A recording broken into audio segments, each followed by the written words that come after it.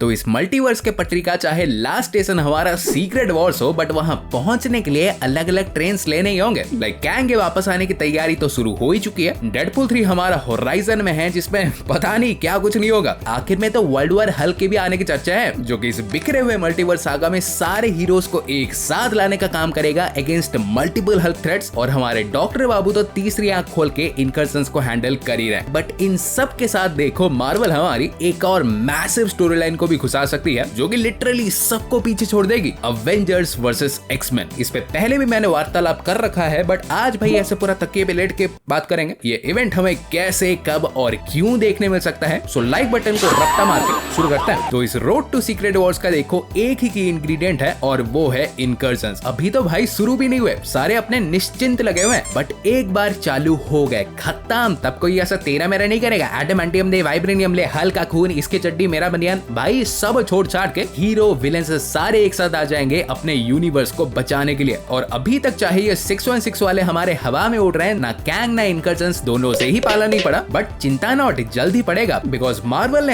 हमारे बोलने की बहुत गंदी आदत है, बीज ऑलरेडी बो दिए हैं, और इन्हीं में से एक बीज अवेंजर्स वर्सेस एक्समैन को लीड करेगा। लाइक वैसे तो देखो कॉमिक्स की बात करें तो म्यूटेंट्स और अवेंजर्स के बीच ये पूरा कॉन्फ्लिक्ट हमारा फीनिक्स फोर्स के वजह से ही हुआ था। लाइक बेसिकली एक बार जब फीनिक्स फोर्स ने होप समर्स यानी केबल की बेटी को अपना होस्ट चुना था, तब सारे एक्समैन ऐसे पूरा खुश हो गए थे ये सोच के कि यही फीनिक्स फोर्स ही उनके म्यूटेंट काइंड को आगे बढ़ाएगा। बट यहीं पे अवेंजर्स हमारे इनके टोटली ऑपोजिट साइड थे, क्योंकि इन्हें लगता था कि फीनिक्स फोर्स एक थ्रेट के सिवा और कुछ भी नहीं है, और अगर ये हमारा धरती पे रहा तो ह्यूमैनिटी के लिए भाई बहुत बड़ा खतरा है। सो ऑब्वियसली इसी बात को लेके दोनों टीम्स के बीच भयंकर बहस हुई, जो कि इवेंचुअली आगे जाके एक ऑल आउट वॉर में बदल गया। बट ना एमसीयू में ऐसा घंटा कुछ नहीं होगा, यहाँ इनके भिड़ने का रीजन इनकर्शंस होंगे। बता दूंगा ऐसा। लाइक वैसे देखोगे तो इनकर्शंस के ट्रिगर होने के भाई बहुत से रीजंस हैं। अगर कोई नेक्सस पिंग लुढ़क गया तो ट्रिगर हो जाएगा, अगर कोई कैनन इवेंट भी कैंसिल हो गया तो भी होने के चांसेस हैं। बट यहीं पे अगर तुमको याद हो तो मल्टीवर्स ऑफ मैडनेस में ही हमारे मिस्टर रीड रिचर्डसन ने इनकर्शंस के होने का सबसे मेजर रीजन बता दिया था कि जब कोई बीइंग एक अल्टरनेट यूनिवर्स में जाके वहां कुछ से थोड़े ज्यादा समय के लिए रह जाता है तो उसके प्रेजेंस के लिए ही इनकर्शन ट्रिगर होता है। एग्जैक्टली जैसे हमारे मल्टीवर्स ऑफ मैडनेस में डॉक्टर साहब ने ट्रिगर कर दिया था, और हिम्मत तो देखो हंस भी रहा था करके। सो एक तो हमारे स्ट्रेंज साहब ने कर दिया था, वो प्रोबेबली हमें डॉक्टर स्ट्रेंज 3 में देखने मिलेगा। फिर ये अर्थ 838 उसे कैसे भूल सकते हैं, वहां भी जाके मुजरा क्या पूरा कॉन्सर्ट किए थे, तो उससे भी इनकर्शन हो सकता है फ्यूचर में। मतलब अर्थ 838 वर्सेस अर्थ 616 भी लेके चलो, वैसे भी उन्हें इनकर्शन का रीजन चाहिए नहीं होगा, वो वैसे ही आ जाएंगे, बाप का भाई का बदला जो लेना है। बट यही भी देखो हमारे 616 वाले मुंडी से पैर तक सारी ताकत लगा के सभी यूनिवर्सेस से निपटने के बाद इनका फाइनल इनकर्शन जो होगा वो मोनिका रैम्बो जिस यूनिवर्स में है ना उससे ही होगा। बिकॉज याद हो तो ये दीदी हमारी द मार्वल्स के एंड में एक डिफरेंट यूनिवर्स में ही पहुंच गई थी, जो कि बाय द लुक्स एक प्रॉपर वाला एक्समैन हैबिटेड यूनिवर्स ही लग रहा था। इनफैक्ट इसके बहुत चांसेस हैं कि ये प्रोबेबली हमने जो X Men days of future past के एंड में टाइमलाइन देखा था ये शायद वही ही हो। होपफुली डेडपूल 3 में ही पता चल जाए। सो समझ गए होगे मोनिका के उनके यूनिवर्स में रहने से ही उनके और हमारे यूनिवर्स के बीच एक मैसिव कोलाइजन ट्रिगर होगा। और ये तो भाई युगांडा से लेकर नेपाल तक के हर बच्चे को पता है कि इनकर्शंस में सिर्फ